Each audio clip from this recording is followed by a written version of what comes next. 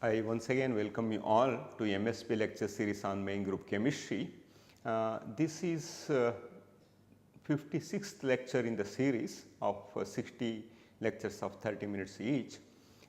Today I am going to talk to you on organometallic compounds of main group elements. Of course, by definition an organometallic compound should contain one or more metal to carbon bonds, direct metal to carbon bonds. So, let us look into the organometallic chemistry of main group elements group wise.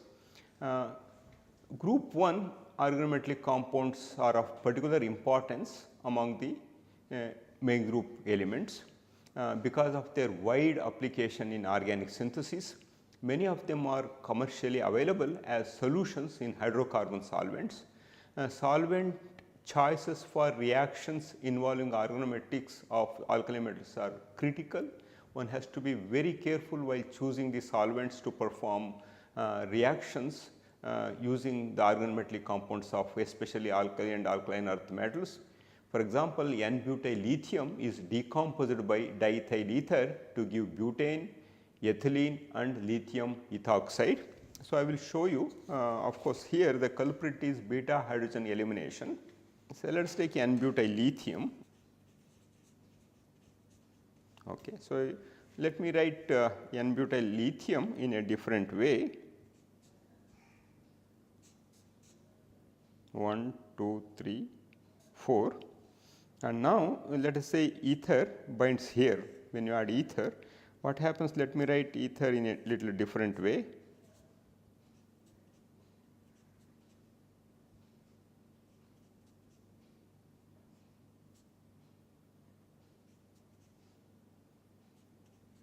So, now it try to interact here, of course, one another ethyl group is here.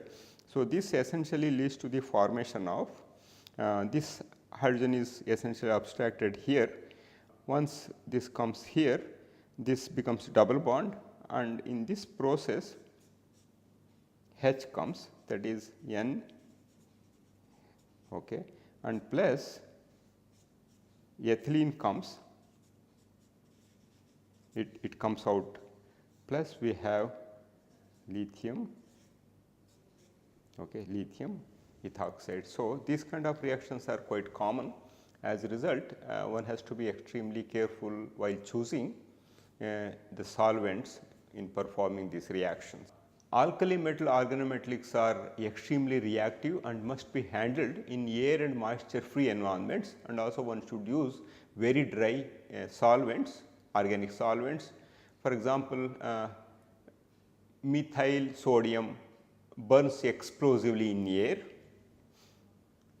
and the preparation involves the treatment of alkyl or aryl chlorides with excess of lithium or 2 equivalents of lithium. The typical reaction is you take, for example, butyl chloride and treat this one with 2 equivalents of lithium, one to abstract lithium chloride, it precipitates out, and of course, here hydrocarbon solvent is important.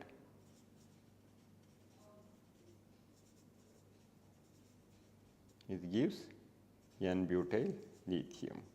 This is the typical synthetic procedure for the preparation of alkyl lithium reagents. Lithium alkyls are polymeric both in solution and in the solid state. The structures of tertiary butyl lithium and methyl lithium are tetrameric in nature, and N-butyl lithium when mixed with tetramethyl ethylene diamine gives a polymeric chain. So, tetramethyl ethylene diamine is known as TMEDA or TMEDA. This TMEDA link cubane units together through the formation of lithium to nitrogen bonds.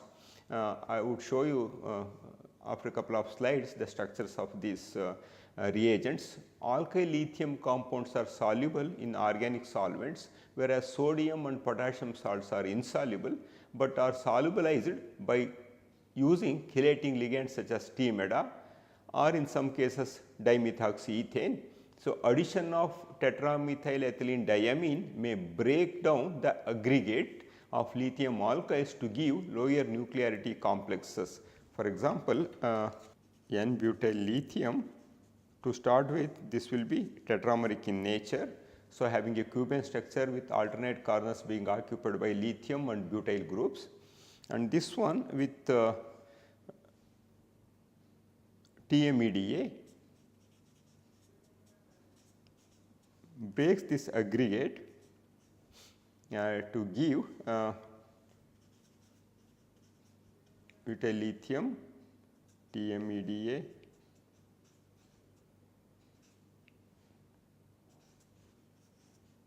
twice. So, that means you can write something like this here.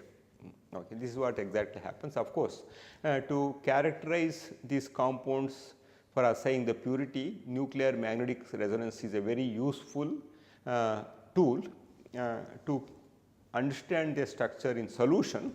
And we have here two isotopes of lithium 6 Li with nuclear spin I equals 1 and also 7 lithium with nuclear spin I equals half. Of course, 13C abundancy is only less than 1%, that is I equals half. Okay, so, here NMR can be conveniently used to see whether lithium is there or not in a given compound. So, structures I have shown here, tetrameric structure, and here this red one represents the lithium and this one represent organic fragment or carbon. If it is methyl lithium, it is CH3. And of course, here you can assume the tetrahedral relationship between 4 lithium atoms here, and if you see each triangular face is occupied by methyl lithium. So, I will elaborate the structure later, and of course, when you add TMEDA, it can break into this fashion through the chelation of this bidentate ligand. So, detailed studies of organolithium reagents have revealed that the system is far from simple. However, it is possible to isolate crystals of either N-butyl TMEDA dimer or tetramer of N-butyl lithium having TMEDA with infinite structure. In the case of methyl lithium tetramer, the addition of tetramethyl diamine does not lead to cluster breakdown, and the X-ray structure confirms the composition as MELI4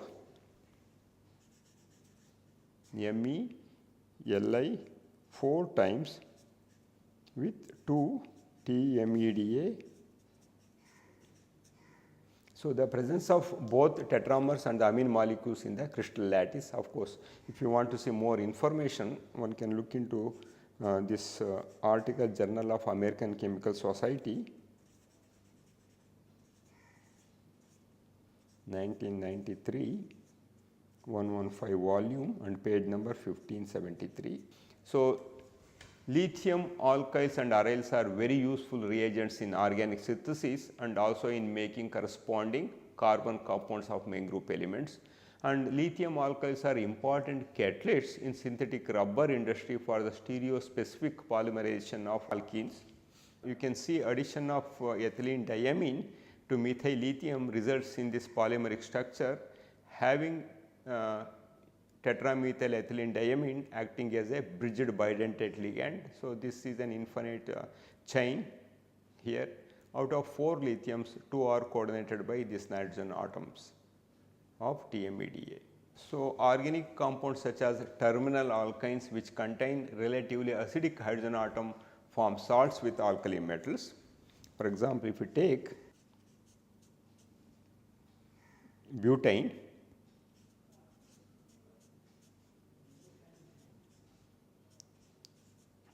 and treat with sodium, it forms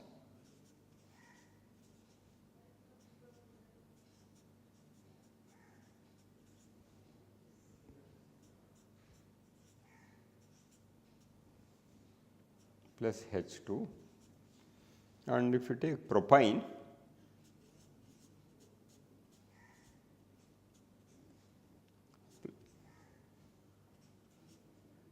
potassium amide, it gives potassium salt.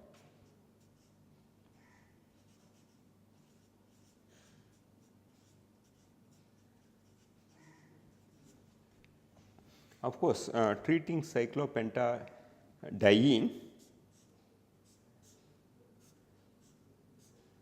with sodium hydride leads to the formation of sodium Cp, that is Na plus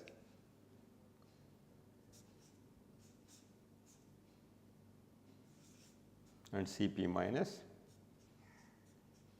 H2. So, that means essentially C5 H6 plus Na gives NaCp plus half H2. So, this is how one can prepare sodium and potassium organometallic compounds. And sodium Cp is pyrophoric in air, but air sensitivity can be lessened by complexing the sodium with DMe. For example, if you take NaCp and if you add dimethoxyethane, it forms a complex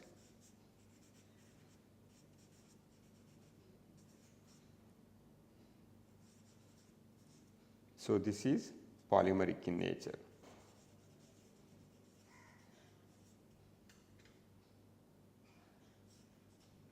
So, this is how it looks like. You can see this is dimethoxyethane.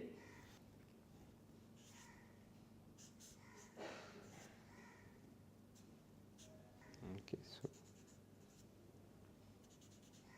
so this acts as a chelating ligand, and you have this kind of polymeric structure, one dimensional chain structure. And of course, another important method of preparation of methyl sodium is through transmetallation reaction. Dimethyl mercury on treatment with sodium gives NaMe plus mercury. So, one can use conveniently for obtaining pure compound of methyl sodium, one should use transmetallation method. Okay. Now, what is pyrophoric? Pyrophoric material is one that burns spontaneously when exposed to air. So, let us look into organoberyllium compounds. Organoberyllium compounds also can be conveniently prepared using transmetallation method. For example, I have shown here dimethyl mercury on treatment with beryllium gives dimethyl beryllium plus mercury. This reaction has to be carried out at a temperature of 383 Kelvin, and similarly phenyl lithium on treatment with beryllium dichloride gives diphenyl beryllium through the formation of two equivalents of lithium chloride, and this reaction has to be carried out in diethyl ether. In vapor phase, dimethyl beryllium is monomeric with a linear carbon beryllium carbon bond, and with the bond angle is almost close to 180, and here beryllium to carbon bond distance is 170 picometer. The solid state structure is polymeric, resembles that of BeCl2, and of course, the treatment of sodium Cp with beryllium dichloride gives dicyclopentadienyl beryllium, a sandwich compound similar to ferrocene, through the formation of two equivalents of sodium chloride. The X-ray diffraction carried out at 128 K suggests that it has two different type of binding with Cp. One is eta 1 and another one is eta 5. You can see here eta 1 Cp where it is monocoordinated, whereas here all the 5 carbon atoms are coordinated to beryllium, haptosity is 5 and here haptosity is 1.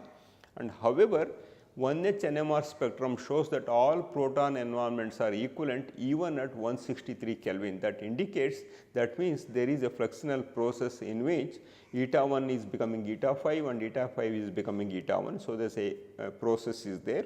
So, also solid state structure shows the beryllium atom is disordered over two equivalent sites, and NMR data can be interpreted in terms of fluxional process in which beryllium atom moves between these two sites. That means, eta 1 and eta 5 beryllium atom is switching. That means, if you designate Cp1 and Cp2, so Cp2 acts as Cp eta 5 for a while and then it becomes eta 1, and similarly Cp1 acts as eta 1 for a while and it becomes eta 5 for a while.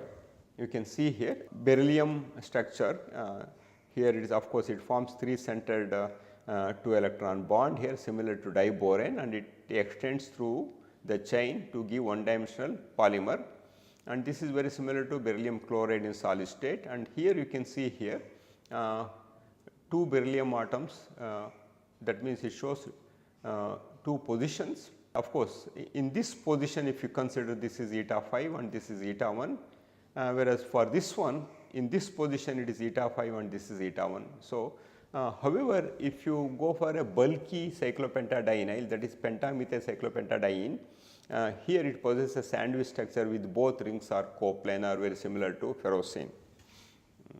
Of course, one can understand in a better way this structure. Let me write this structure for you. For example, I can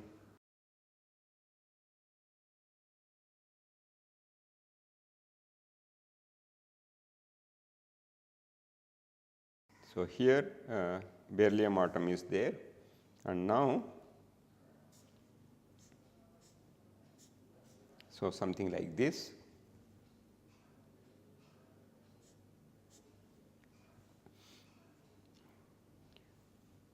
Of course, here you have all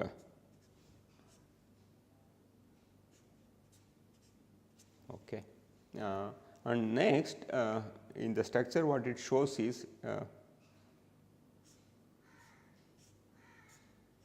okay, one is something like this.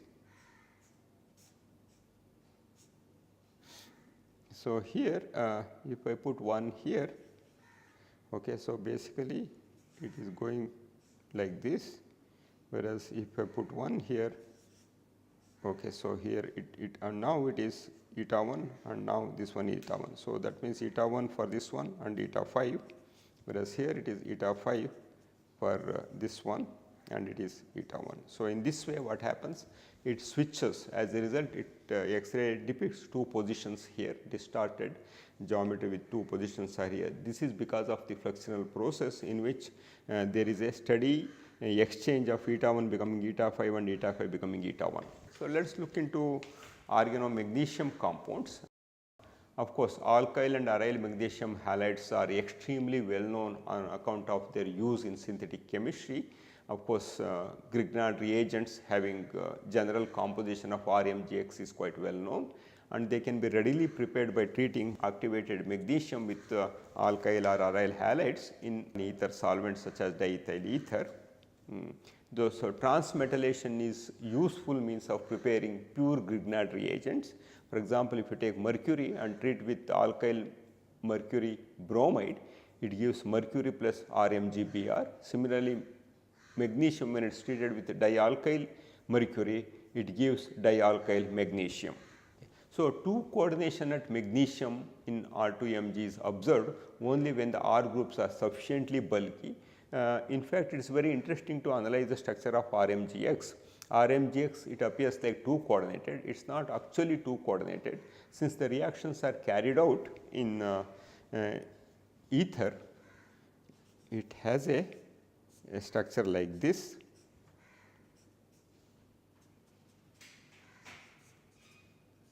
where here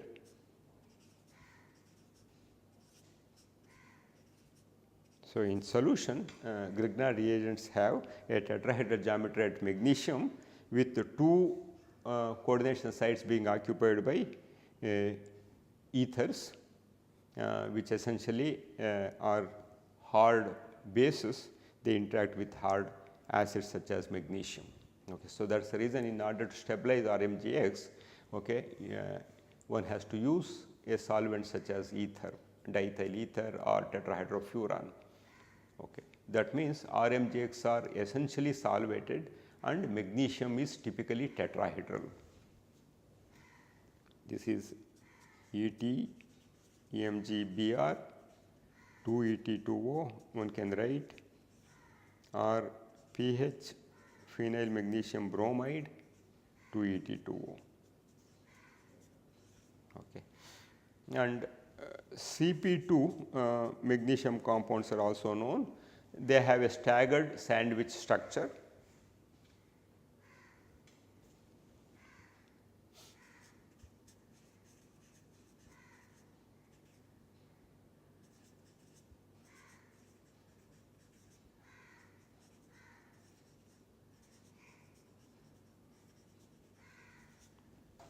one should be careful about handling Grignard reagents because solutions of Grignard reagents may contain several species RMGX, R2MG, MGX2, also RMG with 2 bridging halides having a dimeric structure of this type. Okay. So, which are further complicated by solvation, and the position of equilibrium between these species are markedly dependent on concentration, temperature and the solvent employed in that particular reaction, because strongly donating solvents favor monomeric species in which they coordinate to the metal center. So, for example, this equilibrium is very important. RMGX is always in equilibrium with R2MG plus MGX2. So, here this is the type of structure one can think of when it is in equilibrium. So, now the question is how to take out magnesium chloride from this one, so that R2MG can be used in organic synthesis. The best method one can look for is treatment of this compound with dioxane that results in the precipitation of magnesium chloride dioxide, leaving behind pure dialkyl magnesium in the solution, so that that can be filtered and taken for further reaction with other suitable organic reagents to do some coupling reactions or whatever the organic synthesis that is planned. Although I wanted to tell the synthetic methodology in the beginning, I waited for a couple of compounds introduction, because without showing some of the precursors that are used in the synthesis of organometallic compounds, I thought it is inappropriate to start giving the methodologies for the preparation of organometallic compounds. But now if you can see, alkali and alkaline earth metal organometallic reagents are extensively used in the organometallic preparation of almost transition elements as well as p block elements. In view of this one, first I spoke about the organometallic compounds of alkali metals and alkaline earth metals. So, now let us look into the synthetic routes that are available for the preparation of organometallic compounds of main group elements. The most organometallic compounds can be synthesized by using one of the 4 metal to carbon bond forming reactions, using a metal with an organic halide, metal displacement, metathesis and hydrometallation. That means, treatment of metal with an organic halide and metal displacement or transmetallation, metathesis and hydrometallation. These are the 4 important methods that are available for the preparation or synthesis of organometallic compounds of transition elements or main group elements. So, let us look into these methodologies one at a time. First, let us look into the reaction with metal and transmetallation. So, here the net reaction of an electropositive metal M and a halogen substituted hydrocarbon. So, for example, here the general reaction can be written in this fashion: 2M plus Rx, okay, alkyl or aryl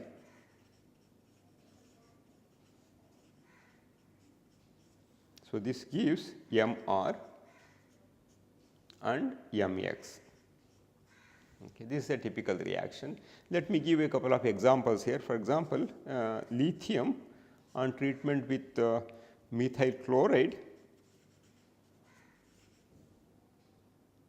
gives methyl lithium. Of course, it is tetramer. So, let me write in this fashion, or one can also write 4 times plus 4 LiCl. Okay. So, similarly, magnesium when it is treated with methyl bromide, it gives CH3 MgBr. Okay. So, organometal halide with of course, this method can also be extended to aluminum, zinc as well. Okay. So, similar to Grignard reagent Ca3MgBr, one can make Ca3AlBr or Ca3 zinc Ca3ZnBr. if one metal atom takes the place of another one, it is known as transmetal reaction or transmetallation reaction. Suppose if one metal takes the place of another, it is known as transmetallation reaction. M plus Mr gives M plus Mr. Okay. So, this is a typical transmetallation reaction. Let us look into an example here. Gallium is taken, this is treated with dimethyl mercury. Of course, one can also write dimethyl mercury in this fashion. It gives 3 mercury plus gallium comes below aluminum, trimethyl gallium. So, transmetallation is favorable when the displacing metal is higher in the electrochemical series than the displaced metal. So, essentially in that case what happens, stabilization of carbon anion takes place, as a result transmetallation is very smooth. Okay. So, let us look into the second method, is metathesis. The metathesis of an organometallic compound Mr and a binary halide Ex is a widely used synthetic route in organometallic chemistry. The typical reaction I have shown here, Mr plus Ex gives Er plus Mx, and here for example, if you take methyl lithium and treat this one with SiCl4, 4 equivalents of LiCl comes through the formation of 4 Si methyl bonds, that is tetramethylsilane. Similarly, trimethyl aluminum, when it is treated with boron trifluoride, aluminum trifluoride is formed through the formation of trimethyl boron. So, these are the 2 examples. This method of treating a lithium alkyl reagent with halides of main group elements and transition elements is termed as metathesis. Metathesis reaction can frequently be predicted from electronegativity or hard and soft acid base considerations. So, these hydrocarbon groups tend to bond to the more electronegative element. So, the halogen favors the formation of ionic compounds with more electropositive metal. So, in brief, the alkyl and aryl groups tend to migrate from the less to the more electronegative element. Okay. So, that means in a typical metathesis reaction, one should look into the electronegativity difference between M and E.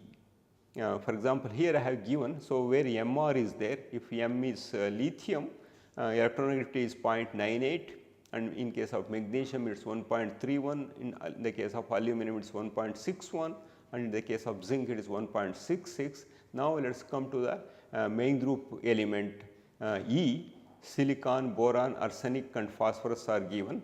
In case of silicon it is 1.90, in case of boron it is 2.04, in case of arsenic it is 2.18, and in case of P 2.19. That means carbon has a tendency to move from lower electronegative substrate to higher electronegative substrate, so that the carbon anion is more stabilized, okay, so that it can get rid of its negative charge. So, this is the strategy in reaction involving metathesis route. So, when the electronegativities are similar, the correct outcome may be predicted with care by considering the combination of softer element with organic group and harder element with fluoride or chloride. That means, if the electronegativity between the 2 metals between which this organic group has to be transferred are very similar, then one has to take care in identifying the soft element and the hard element and their tendencies. For example, I repeat again, by considering the combination of softer element with organic group and harder element with fluoride or chloride. So, that means an insoluble product or reaction may change the outcome. Okay. So, for example, SnPH4 THF plus HgBr2 in THF gives HgPHBr solid plus pH 3 SnBr, it goes into the solution THF. Phenyl mercury bromide is insoluble in THF, so that it precipitates out. So, once we have this kind of information, choosing the right kind of reagents and performing the reaction would be very easy, so that one can get the required organometallic compound in its pure form. So, with this I stop here. In my next lecture I will continue to look into more organometallic chemistry of main group elements. Thank you very much.